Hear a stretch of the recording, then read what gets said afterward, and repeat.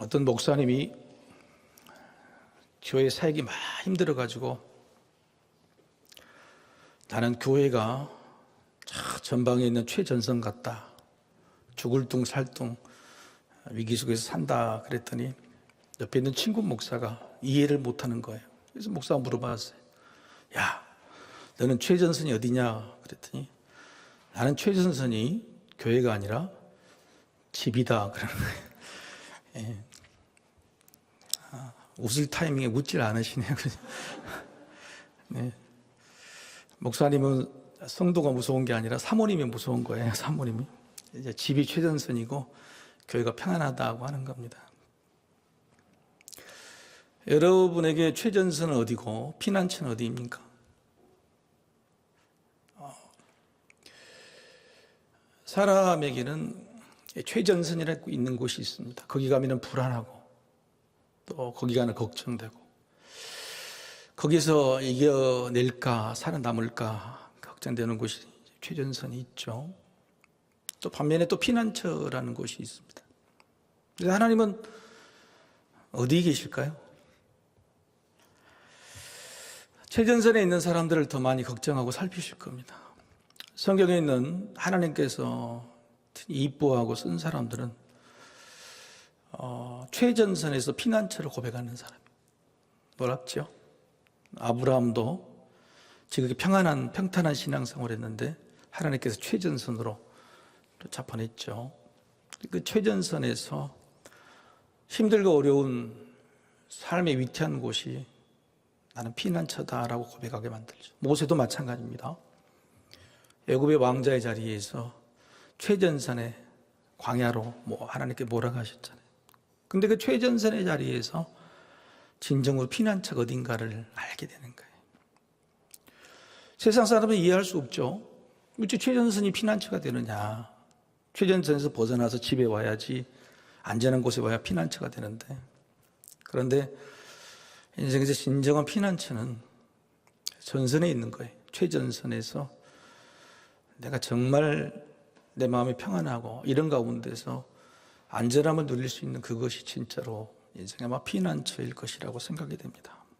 하나님은 그래서 하나님이 쓰시고자 하는 사람 다윗 그리고 사도 바울도 평탄한 인생에서 가장 힘든 최전선으로 몰아내셨고, 그 최전선에서 다윗도 사도 바울도 이곳이 나의 피난처입니다. 하나님이 최전선에서 나의 피난처입니다라고 고백을 그렇게 하게 하신 거죠. 지금 예루살렘에 느헤미야가 총독으로 와서 성전을 보수하고 예루살렘 주변의 성벽을 다 이제 완공을 했습니다. 그런데 막상 이 예루살렘 성전을 지키고 섬기는 이곳에 사는 사람들이 없는 거죠. 그 안에 여전히 살 곳도 부족하고 폐허인 채로 남아있기 때문에 그렇습니다. 그래서 느헤미야는 이제 골몰을 하죠. 인구조사를 합니다. 이스라엘에 포로로 끌려온 사람들 몇 명인가를 다 조사를 하고, 그리고 이들에게 외적인 준비뿐만 아니라 내적인 준비, 하나님의 말씀을 읽게 하고 또 그 말씀 앞에서 회개하고 가슴을 치고 또 절기를 지키는, 그리고 지난주 말씀에는 수많은 하나님의 말씀 계명 중에서 순서를 정하자. 우리가 이것은 절대 우리가 범하지 말자라고 그렇게 세운 것이 안식일을 지키자. 그리고 안식년을 지키자. 그리고 성전을 지키자. 예배를 지키자. 이런 것들이 나에게는 최고의 율법이라고 지키고 다짐을 했습니다. 이제 모든 것이 다 준비됐습니다. 심지어는 무엇까지 준비했냐면 성전에 들어가서 살 사람들이 먹고 살 것. 그래서 모든 열매, 첫 열매를 다 성전 안에 창고해.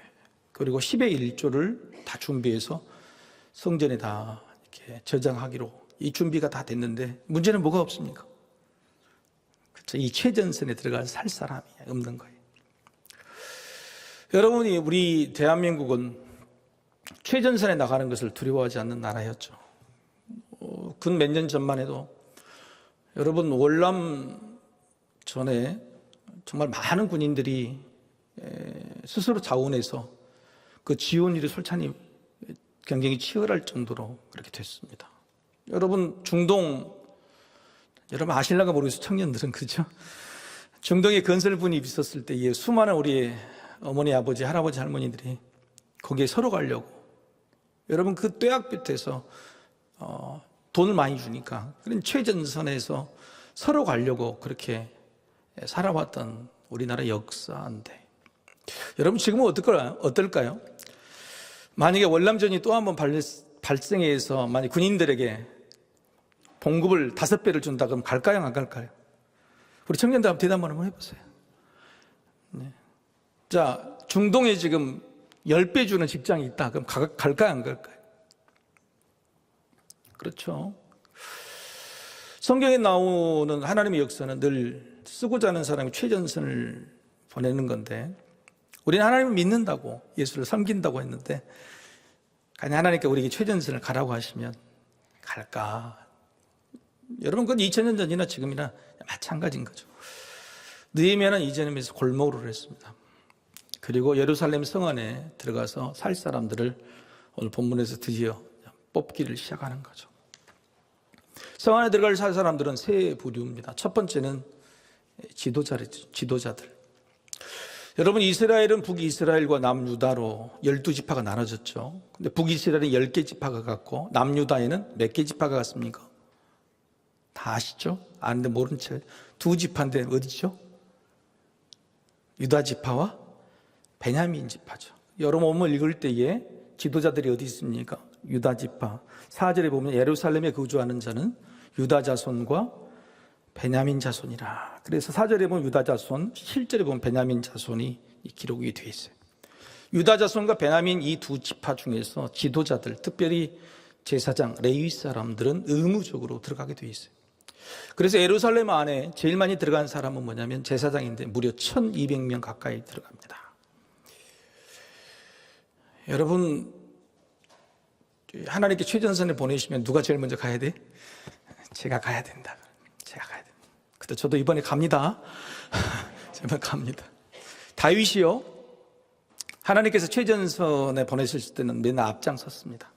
그런데 여러분 다윗이 결정적으로 범죄할 때가 언제죠? 밧세바와 간음할 때는 최전선에 자기들 군인들 다 보내놓고 자기는 궁궐에서 밥 먹고 배부르니까 소화시키려고 거닐다가 누굴 봐요? 밧세바를 봐요. 그래서 간음하게 된 거예요. 하나님이 보내실 때는 가야죠. 솔선수범을 해야 될 사람들은 반드시 해야 되는 겁니다. 중요하죠. 오늘 이 의무적으로 가야 될 지도자들이, 특별히 제사장과 레위 사람들이 들어갑니다. 그리고 두 번째는 사람을 일반 백성들 중에서 뽑기 시작합니다. 근데 어떻게 뽑냐면 제비를 뽑아요. 제비를 뽑았다 그러면 여러분 지금 이 성 안에 예루살렘 안으로 들어갈 사람이 적었다는 뜻입니까? 아니면 많았다는 뜻입니까? 왜 사람한테 물어보세요. 당신은 적었다고 생각해, 많았다고 생각해? 물어보세요. 여러분 우리에게 이게 성경을 보는 재미라고 하는 겁니다. 가기 싫겠구나 이런 상황 속, 그렇겠죠. 왜 최전선이니까. 여전히 사마리아 사람들의 협박이 있고 폐허가 돼 있고 가슴 고생길이, 또 사람 목숨도 보존할 수 없는 그런 예루살렘 안으로 들어가는, 그런데 그런 사람들을 제비뽑기로 뽑았다고 하는 것은 어떤 의미일까? 사람이 없어서? 아니면 사람이 많아서? 1절과 2절을 우리가 다시 한번 읽어보겠습니다. 1절, 2절 우리 같이 한번 읽어볼까요? 자, 시작. 백성의 지도자들은 예루살렘에 거주하였고 그 남은 백성은 제비 뽑아 10분의 1은 거룩한 성 예루살렘에서 거주하게 하고 10분의 9는 다른 성읍에 거주하게 하였으며 2절 예루살렘에 거주하기를 자원하는 모든 자를 위하여 백성들이 복을 빌었느니라. 자, 억지로 갔습니까? 자원해서 갔습니까? 자원해서 갔다고 하는 거예요. 놀랍죠? 그러니까 예루살렘 안에서 지도자들 외에 백성의 10분의 1이 가고자 하는 사람이 꽤 많았다고 하는 거예요. 그래서 다 갈 수 없고 제비 뽑아서 갔다. 또 어떤 학자들은 그렇게 해석합니다. 제비를 뽑아서 선택된 사람들이 나 죽었네, 그것이 아니고 너무너무 감사합니다, 나를 뽑아주셔서 너무너무 감사합니다, 이런 마음으로 갔다고 하는 거예요. 놀랍죠? 왜 이렇게 됐을까요? 최전선 사지로 내몰리는 것이고 자들이 살 집도 없고 그랬는데 불구하고 자원하고 기뻐하고 감사함으로 또 그런 사람이 많이 넘쳤다고 하는 것이죠. 그들이 그렇게 변하게 된 것은 바로 말씀 앞에서 깨어졌기 때문에 그래요. 여러분, 이들이 성벽을 건축할 때마다 불평불만이 가득했죠. 여러분, 느헤미야서 쪽은 기억이 안 나실지 모르겠지만 먹고 살 일이 없다 그러고 아내들이 구박하고 애지간히 이러고 이제 우리 가족들 생각이라고 이래서 굉장히 힘들고 어려운 상황이 있었죠. 그런데 이렇게 해서 52일 만에 성벽을 완공하고 나서 학사 이스라엘을 통해서 말씀을 깨닫기 시작합니다. 하루 종일 서서 말씀 앞에 그리고 눈물을 흘리고 옷을 찢고 그 말씀 앞에 서니 영혼이 달라지는 거예요. 죽을 자리도 기쁨과 자은함으로 갖게 된다고 하는 거예요. 여러분, 오늘 예배 자리 기쁨으로 나오셨습니까? 억지로 나오셨습니까? 자은함으로 나오셨습니까? 피택 임직자들은 기록 온다고 하니까 나와서. 여러분, 자원함이라는 게 얼마나 중요한지 몰라요. 저는 이 목회를 하면서 자원하지 않으면 안 하는 게 좋다. 저는 이게 딱 머리가 박혀 있습니다. 자원하지 않고 억지로 하면요, 꼭 싸워요, 싸워. 몇 사람 따라해 봅시다. 싸우려면 일하지 맙시다. 저는 교회에서 일할 때 싸우려고 아예 안 하는 게 낫다고 생각을 해요. 그건 하나님이 기뻐하시지도 않아요. 공동체한테 깨지고 시험 드는 일이에요. 그래서 하나님이 받으시는 모든 것들은 자원함이라고 하는 겁니다. 말씀을 몇 군데 찾아볼까요? 역대상 29장 17절 제가 읽겠습니다. 나의 하나님이여, 주께서 마음을 감찰하시고 정직을 기뻐하시는 줄을 내가 아나이다. 내가 정직한 마음으로 이 모든 것을 즐거이 드렸사오며 이제 내가 또 여기 있는 주의 백성이 주께 자원하여 드리는 것을 보니 심히 기쁘도소이다. 다윗의 이야기입니다. 다윗이 하나님, 내가 하나님의 성전을 짓고 싶습니다. 안 돼. 너는 네 손에 피를 많이 묻혔어. 얼마나 기분 나빠요. 그래서 다윗이 나는 못 짓지만 내 아들 솔로몬 때에 성전을 짓도록 모든 자재를 다 준비합니다. 그런데 자재를 준비하면서 내가 왜 못 지어? 내가 지으면 좋게. 이게 아니에요. 너무너무 기쁘고 즐거운 마음으로, 심지어는 주님께서 내 마음속을 아시죠. 나는 이렇게만 해도 너무너무 감사합니다 라고 하는. 인도네시아 단기 선교를 안 가도 이렇게 준비하기만 해도 나는 너무너무 감사합니다. 할렐루야. 이런 마음들이 있었다는, 모든 백성들도 기쁨으로 가져왔어. 기쁨으로. 하나님은 무엇을 좋아하시는지, 자원하는 백성, 정직한 마음으로 기쁨을 드리는 백성들 좋아하는 것을 다윗은 알았어. 그래서 다윗은 성경에 유일하게 하나님의 마음과 합한 자다, 하나님의 마음을 제일 잘하는 자다고 하는 거예요. 하나님은 자원하는 사람, 기뻐하는 사람, 즐거이 드리는 사람을 기뻐한다고 하는 것입니다. 절대 무엇이도 억지로 하시면 안 돼요. 그래서 저는 교회에서 절대 억지로 시키지 않으려고. 고린도후서 9장 7절 말씀 이렇게 기록되어 있어요. 사도 바울도 각각 그 마음에 정한 대로 할 것이요 인색함으로나 억지로 하지 말지니 하나님은 즐겨내는 자를 사랑하시니, 하나님은 많이 내는 자를 사랑하시는 게 아니에요. 하나님은 엄청난 일을 하는 자를 사랑하시는 게 아니에요. 교회에서 뭘 많이 내고 엄청난 일을 하고 남들에게 돋보이고 자기가 꼭 해야만 하고 자기가 주인공이 돼야 되고, 하나님은 그걸 기뻐하시지 않아요. 안 받으세요. 겸손하니 내 영혼이, 내 심령이 기뻐서 드리는 그걸 받으시는, 그게. 레위기 22장에는요 하나님 이런 말씀을 하세요. 여러분, 하나님께 제사를 드릴 때 제물을 드리죠. 소나 양이나 비둘기를 바치잖아요. 그럼 흠이 있는 것은 절대 못 바칩니다. 절대. 그래서 머나먼 곳에서 예루살렘까지 막 제물을 끌고 오는데, 오는 도중에 어떻게 해요? 살이 빠지고 다치고 이러잖아요. 그러니까 와서 성전 앞에서 그 제물을 온전한 것으로 바꾸면서 성전이 망가지게 된 거예요. 그게 이제 갑자기 이게 온전한 것은 2배, 3배가 이렇게 받게 되는 거죠. 근데 하나님께서는 놀랍게도요, 상한 제물을 용납하신 것이 딱 한 군데 있어요. 그 뭐냐면은 자원하는 제물은 소나 양일지 상할지라도 받겠다고 하셨어요. 이 놀랍지 않아요? 다른 모든 것은 절대 상하면 안 되는데 자원 재물은 좀 상해도 내가 받겠다. 그런데 그것도 서원하는 재물은 안 된다. 서원이라는 건 뭐예요? 내가 작정하고 준비하는 거잖아요. 서원도 자원의 일종이지만 좀 강력한 거예요. 하나님 이게 무슨 말이냐면 행여 네가 좀 부족해도, 행여 네가 좀 어설퍼도, 하나님 내 능력이 없어요, 내가 실력이 좀 부족해요, 내가 가진 것이 없어요, 뭔가 허술하고 적고 힘들어도 하나님께 드리는 자원 제물은 내가 기뻐 받겠다. 할렐루야. 이게 하나님의 말씀이라고 하는 거예요.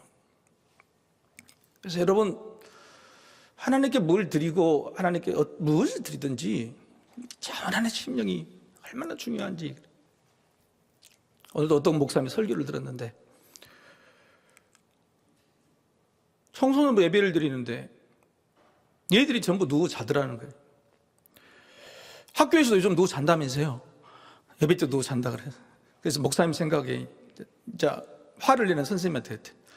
저분들은 성도님이 아니라 고객님이세요. 고객님. 오늘 고객님으로 와주신 것도 얼마나 감사한지. 고객님 감사합니다. 이런 마음으로 드려야 된다. 그걸 알고 왔더니 왜 그랬냐면은 그 학생들 대부분 야 오늘 교회 안 가면 또 용돈 없어. 그래서 오는 애들이거나 오늘 교회 예배 갔다 오면 5만 원 줄게. 이렇게 해서 오는 애들이라는 거예요. 아, 여러분 이렇게라도 교회를 보내야 됩니까? 여러분 어떻게 생각하세요? 우리 안에 있는 자원하는 마음을 어떻게 확보하느냐 굉장히 중요하다고 하는 겁니다. 여러분 인도네시아 단기 선교요. 선교대원들이 교회 돈으로 가는 게 아닙니다. 비행기 표는 전부 자기 돈으로 돼요. 청년이나 어린이나 어른을 다 할 필요 없이 100만 원 가까이 되는 돈은 자기 돈으로 자비인하고 가게 되어 있어요. 그걸 왜 그렇게 할까요? 자원하는 마음, 자기가 기도하고 자기가 결정해야 돼. 왜? 하나님이 그걸 받으시기 때문에 그렇다고 하는 거예요. 자, 가는 사람은 자원하는 마음으로 가야 하나님 받으실 만한 놀라운 공동체가 되고 복이 되는 거예요. 그러면 이제 보내는 사람이죠. 파송하는 사람은 뭘로요? 여러분 2절을 다시 한번 읽어볼까요? 2절. 2절은 소리내서 한번 읽어봅시다. 2절. 자, 시작. 예루살렘에 거주하기를 자원하는 모든 자를 위하여 백성들이 복을 빌었느니라. 이게 복을 빌었다고 하는 거예요. 나는 무조건 가서 잘 될 거야. 승리할 거야. 하나님 너를 굉장히 기뻐하실 거야. 하고 축복을 했다. 이것이 놀라운 일이죠. 이건 우리에게 중보기도로도 티가 나고 또 실제적으로 격려로 나타납니다. 오늘 본문에 수많은 사람의 이름이 써져 있는데 그중에 느헤미야는 일부러 이 사람들 이름을 기록하면서 6절과 14절에 독특한 말을 기록해놔요. 6절과 14절에 뭐라고 기록했냐면 이들은 용사다. 6절에 용사다. 그 다음에 14절에 그들은 그들의 형제의 큰 용사라고요. 여러분 느헤미야도요. 지금 예루살렘 최전선에 들어온 사람은 뭐라고 격려했냐면 이들 용사야. 전사야. 근데 그냥 용사가 아니라 최고의 용사야. 여러분 이런 마음이죠. 여러분 우리 자녀들이 세상에 나갈 때 최전선에 나갈 때에 부모가 해야 될 일은 뭐냐면은 바로 이렇게 격려하는 거, 축복하고 기도하는 거예요. 굉장히 중요합니다. 너는 용사야.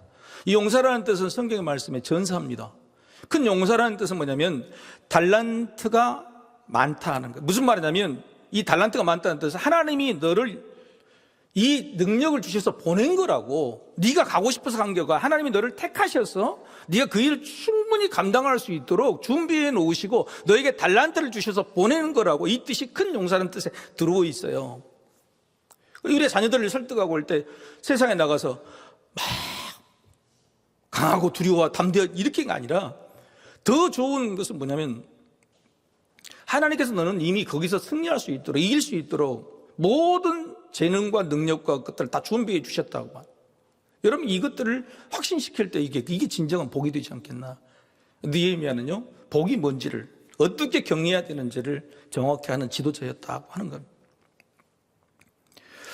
여러분 자녀들이나 가족들이 세상에 나갈 때 여러분 가족들이 잘 이길 것을 믿으십니까? 대답이 잘 안 나오시네요. 그죠? 그럼 이렇게 적으면서 하나님께서 그 자녀가 이길 수 있도록 능력을 주시면 믿습니까? 그걸 믿어야 된다고 하는 거예요. 자녀는 믿기는 어렵지만 하나님께서 그 길을 열어주시고 거기 보내셨으면 반드시 감당할 능력을 주셨다. 그렇게 믿고 격려를 하는 것이 부모로서 일이라고 하는 것입니다.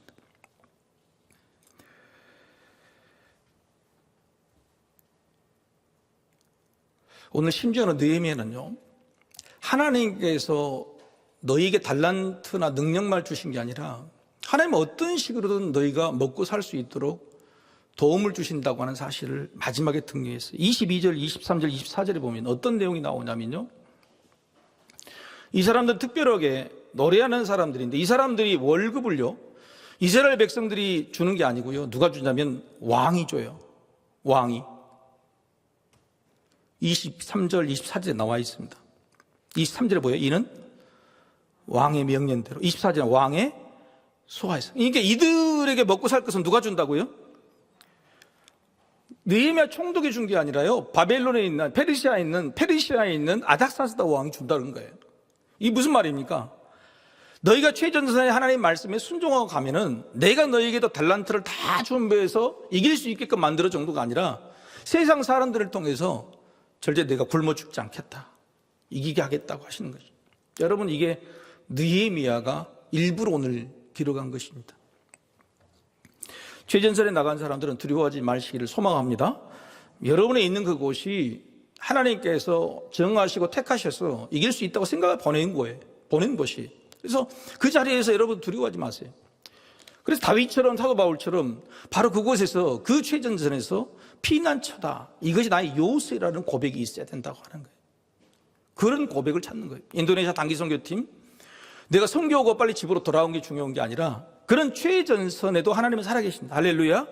하나님 역사하신다. 그리고 나에게 이런 일을 감당할 수 있도록 능력과 재능과 모든 여건들을 허락하셨다고 하는 것을 믿고 갈 때에 여러분, 우리에겐 담대해지는 겁니다.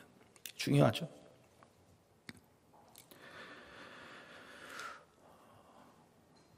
하나님 나라 최전선에 나가는 사람, 그리고 하나님 나라에 위해서 일하는 사람들은 이런 마음이 있어요. 네 가지로 정리하겠습니다. 첫 번째는 한번 따라해볼까요? 하나님이 나를 선택하셨다. 하나님이, 제비뽑기가 뭐죠? 사람이 뽑은 겁니까? 하나님이 뽑은 겁니까?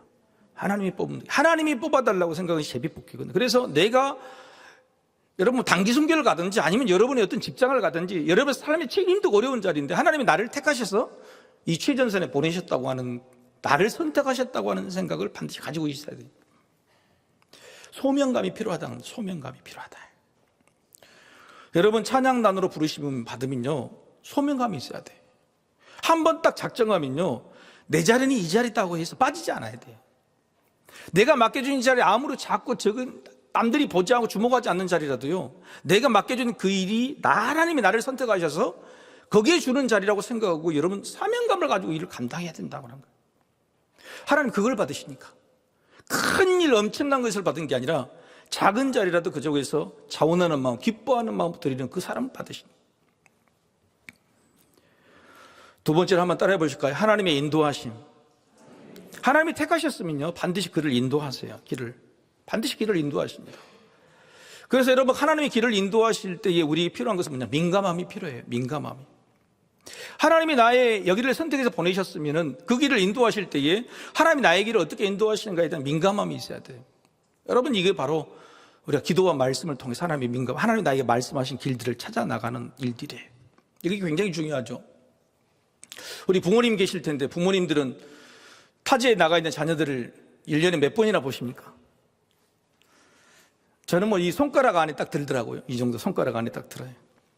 자, 부모가요, 자녀들이 1년에 몇 번 만났을 때에 분명히 하나님이 내 자녀를 선택하셔서 최전선에 보냈는데 하나님이 인도하실까, 그 모습을 민감함으로 살필 수 있어야 돼요. 전화를 통한 그 목소리조차도, 심지어 얼굴의 모습이라도, 가끔 가다가 대화하는 그 순간이라도 여러분, 부모님들은 영적인 민감함이 있어서 그걸 딱 알아챌 수 있어야 되는 거예요. 그걸 가지고 정확한 영적 민감함으로 조언을 해줘야 돼요. 그게 부모의 역할이에요. 내가 왜 민감해야 되느냐?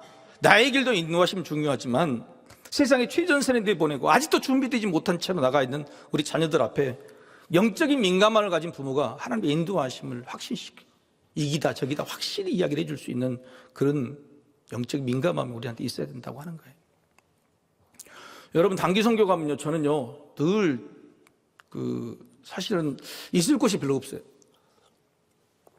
낮에서 의뢰팀 사회고 그러면요, 저는 절대 먼 일을 안 시켜요. 목사님 여기 가만히 앉아 계십시오. 괴로워 죽겠어요. 그리고 밥때가 되면 밥도 그냥 먹기가 죄송할 정도로. 여기 사역지 저기 사역지 막 데리고 다니고. 근데 저녁만 되면 바빠져요. 저녁만 되면 여기 부흥회 저기 부흥회 막 그렇게 하고 있는 거예요. 근데 그때 되면 어떻게 돼요? 낮에 이제 사역은 우리 사역팀들이요, 저녁에 피곤해 죽어보려고 앞에서 제일 먼저 우리 교인들이 제일 먼저 주무시고 계시. 다들 인도네시아 분들은 막 힘나고 그러시는데, 그러니까 내가 부흥회할 때 내가 더 미안한 마음이 많이 있단 말이에요. 근데 여러분, 제가 단기 선교 갈 때요, 여러분 제가 해야 하는 일이 뭐냐면 바로 이 민감함이에요. 그러니까 사역하는 모든 사람들 얼굴을 쳐다보고 저분이 지금 어떤 마음으로 일을 하시는가, 또 오늘 이 상황을 내가 조율하지 않으면 안 돼요. 문제나 위기가 있고 어떤 상황이 됐을 때에 이것들을 내가 민감하게 깨닫지 못하면요, 그날 제가 사역을 바꾸거나 조정하거나 대처를 못하는 거예요. 그래서 여러분, 내가 어떤 공동체 영적인 지도자가 된다, 어디 가서 무슨 사역을 감당하려고 그러면 반드시 하나님이 나를 인도하시는 그 민감함에 여러분 잘 훈련되어 있어야 된다고 하는 겁니다. 세 번째 한번 따라해 보십시다. 하나님의 채워주심. 선택하시고 인도하시고 채워주셨다. 여러분이 그 자리에 오늘 본문이 느헤미야 이미 채워줘놓고 하잖아요. 예루살렘 안에 모든 성전에 가득 너희 먹고 살 거 11조까지 다 채워놨다. 심지어는 아닥사스다 왕을 통해서도 너희 먹을 거 다 공급해줘. 걱정하지 마라. 여러분, 최전선에 나가 있는 사람들이요, 제일 걱정이 되는 건 실탄이 제때, 식량이 제때 공급이 될 것인가, 이게 제일 큰 고민이. 여러분, 우리가 최전선에 갔을 때 하나님께서 나에게 내 필요한 것을 세워주신다고 하는 확신이 없다면 여러분, 우리가 어떻게 최전선에 버틸 수 있겠어요? 여러분, 하나님께서 생각해 보세요. 편안히 집에 있는 사람보다 최전선에 있는 사람을 더 사랑하고 더 많이 주시려고 하시지 않을까요? 그에게 필요한 것이 무엇인지 하려고 하지 않을까요? 그래서 사실 어떻게 보면 내가 하나님이 살아계시고 나에게 채워주신 역사를 알려고 그러면 하나님이 나에게 가라고 하신 최전선에 자주 가봐야 알아요. 힘들고 어려운 자리에 자주 가봐야, 그곳에서도 하나님은 살아계신다. 할렐루야.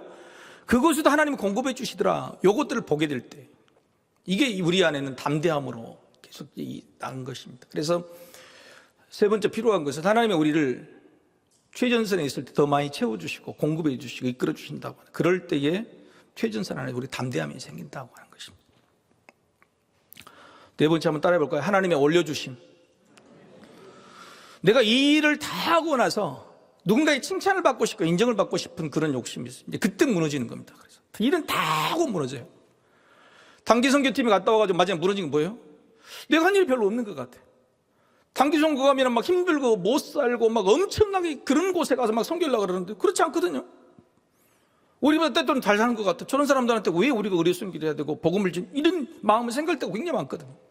우리가 뭘 했는지 모르고 갈 때, 그럴 때 이때 딱 무너지기 때문에. 이때 여러분, 우리가 하는 일에 대해서 인정받고 싶은 욕망은요, 여러분, 이게 마지막 순간에 우리를 완전히 무너지게 하는 것이죠. 사탄은 처음도 중간도 공격하지만 마지막 순간에 공략을 해요. 마지막 순간에 이때 우리를 올려주시는 분 누구시라고요? 하나님이시라는 사실을 여러분 명심하시고, 하나님이 나를 올려주시는 것이지 내가 세상의 사람으로부터 인정받거나 올림받고 그런 일들에 여러분 당한다 그러면 여러분의 삶의 자리는요, 늘 최전선의 자리가 힘들고 어렵고 고통스러울 게 그럴 겁니다. 그래서 오늘 네 가지를 반드시 기억하시길 바랍니다. 첫 번째, 하나님의 선택하심. 두 번째, 인도하심. 세 번째, 채워주심. 네 번째, 올려주심. 이것을 알아야 돼요. 최전선에 간 사람들은 나는 하나님 나를 선택해서 보내셨다. 그리고 하나님 나를 인도하실 것이다. 내가 가는 게 아니고. 그리고 하나님 나의 필요를 채우실 것이다. 그래서 사도 다윗은 뭐라 그래요? 그 전쟁터 앞에서 원수의 목전 앞에 쉴만한 물가? 푸른 초장에 나의 부족함이 없으리로다 하고 고백하는 게 바로 그거라고 하는 것이에요. 그래서 여러분, 이런 사람이 되기를 소망해요. 우리가 최전선에 이런 마음으로 갈 수 있는 사람은 사실은 하나님이 주신 꿈이 있는 사람이에요. 1956년도에 휘튼 대학을 수석으로 졸업한 짐 엘리엇이라는 사람이 있어요. 여러분도 한번 보셨을 겁니다. 이 브라질 원주민 아우카족을 전도하려고 자기 친구들 5명과 전도하러 갔다가 그쪽 사람들이 어떤 꾀에 빠져서 5명이 다 순교를 죽게 됩니다. 근데 이 짐 엘리엇이라는 사람은 당시 결혼해가지고 아내 뱃속에 자녀가 있었어요. 놀라운 것은 그렇게 순교한 29살에 순교한 이 짐 엘리엇의 아내 엘리사벳이라는 사람이 남편의 뒤를 따라가겠다. 그래서 그때부터 뭘 공부하냐면 간호사 공부를 다시 합니다. 그래서 간호사 공부를 해가지고 똑같이 자기 남편을 죽인 그 부족으로 들어가요. 그 부족으로 들어가가지고 여러분 그 부족을 얼마나 많이 생겨가지고 마더 테레사처럼 엄청난 인정을 받고 그러대요. 훗날 이 원주민이 물어봐요. 왜 당신은 이 젊은 나이에 애들 데리고 와서 우리를 위해 이렇게 헌신하냐고 그랬더니 그때 이실 짓고 하는 거예요. 당신들이 몇 년 전에 죽였던 바로 그 사람이 내 남편이었다. 여러분 그때 원주민들이 대의성 통곡을 하고 너무 미안하다고 그래서 온 원주민들이 예수를 믿게 되는 귀한 역사가 있었던 거예요. 이분이 2015년에 돌아가셨어요. 굉장히 나이 오래 살다가. 그때 이 남편을 전기를 썼는데 책 제목이 전능자의 그늘이에요. 전능자의 그늘은 시편 91편의 1절의 말씀이죠. 우리 남편은 전능자의 그늘이 1절 한번 읽어볼까요? 자, 시작. 지존자의 은밀한 곳에 거주하며 전능자의 그늘 아래 사는 자여. 2절 같이 시작. 나는 여호와를 향하여 말하기를 그는 나의 피난처요 나의 요새요 내가 의뢰하는 하나님. 최전선에서 뭐라고 내 남편은 그랬냐면 피난처요 나의 요새라고 말했던 것이. 그래서 우리 남편은요 순교했지만 원주민 거기서 죽은 최전선에 있었지만 전능자의 그늘에서 살았던 인생이었다. 짧은 인생이었지만 그렇게 쓴 겁니다. 그리고 자기 남편의 인생의 목표가 뭐였냐고 이제 기록을 해놨는데 자기 남편의 인생의 목표는 뭐였을까요? 너무 놀랍게도 하나님을 아는 것이었어요. 난 하나님을 더 알고 싶다. 근데 하나님을 아는 방법은 뭐였냐면요. 이게 기가 막힌 답인 거예요. 우리가 하나님을 아는 방법이 뭘까? 여러분 하나님을 더 알아가는 방법이 뭘까요? 이 짐 엘리의 사람 뭐냐면 내가 하나님을 알려면 순종하는 수밖에 없다는 거예요. 하나님이 여기를 가라 그랬을 때 가야 순종해야 내가 하나님 뜻이 뭔지를 더 알게 되는 거란 말이에요. 하나님이 가지 말라 그러면 가지 말라는 것에서 순종해야지 내가 하나님의 뜻이 뭔지를 더 알게 되고 하나님을 알게 되는 거란 말이에요. 그래서 하나님을 더 알 수 있는 방법은요 순종 외에는 답이 없다. 하나님이 자기에게 대학에서 수석으로 졸업했을 때 세상의 모든 것들이 다 적용했는데 하나님이 가라고 하셨을 때 그걸 순종하는 것, 그건 자기를 하나님을 아는 것, 더 알아가는 것이 자기 꿈이었기 때문에 그런단 말이에요. 놀랍지 않아요? 사람을 더 알아가고 성공을 대해서 알아가고 그게 아니고 하나님을 더 알아가는 것이 인생의 꿈이어서 자기는 순종할 수밖에 없었다고 하는 거예요. 그리고 그 남편은 늘 순종을 기쁨으로 자원함으로 했다. 늘 하나님이 아는 그 기쁨으로 살아갔다고 이야기하는 것이죠. 여러분 그래서요 이 시편 91편의 마지막 14절에 이런 말씀을 써요. 그 하나님이 이런 말씀, 시편 14절 이렇게 하나님이 이르시되 그가 나를 사랑한즉 내가 그를 건지리라. 그가 내 이름을 안즉 내가 그를 높이리라. 이렇게 말해요. 우리 남편은 그렇게 하나님께서 높여주셨습니다. 젊은 나이 같지만 하나님이 높여주셨습니다. 그래서 나는 그것으로 만족합니다. 내 남편이 자랑스럽습니다. 이게 자기 남편에 대한 전능자의 그늘이라는 책이었어요. 사랑하는 성도 여러분, 우리 인생의 최전선의 곳에서 너무 힘들고 어렵지만은 하나님 그곳에 보내신 이유가 있어요. 우리를 택하시고 인도하신 그것을 보여주시고 그리고 내가 너에게 뭘 채워주는가 보라고 하시죠. 그리고 세상은 너를 무시하고 실패자라고 뭐라 할지라도 내가 너를 올려주겠다고 주님 말씀하신다는 거죠. 여러분 최전선의 바로 그곳이 지금 엘리야의 고백 시편 91편의 제 고백처럼 피난처고 요새가 되기를 소망합니다. 아멘. 우리 같이 한번 기도하십시다.